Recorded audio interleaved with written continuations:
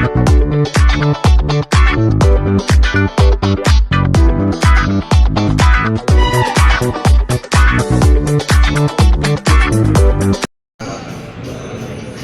ફટાકડાની ફેક્ટરીમાં થયેલા ભયંકર બ્લાસ્ટની ઘટનામાં 21 લોકોએ જીવ ગુમાવ્યા છે। ત્યારે આ દુઃખદ ઘટનાના પગલે સમગ્ર શહેરમાં શોકનું મોજું છવાઈ ગયું છે।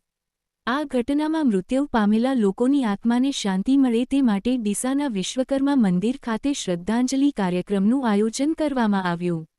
આ શ્રદ્ધાંજલિ કાર્યક્રમમાં મોટી સંખ્યામાં શહેરીજનો, રાજકીય આગેવાનો અને અન્ય લોકો ઉપસ્થિત રહીને મૃતકોને શ્રદ્ધાંજલિ અર્પણ કરી અને ઉપસ્થિત લોકોએ મૃતકોની આત્માની શાંતિ માટે પ્રાર્થના કરી હતી અને શોકગ્રસ્ત પરિવારોને સાંત્વના પાઠવી હતી।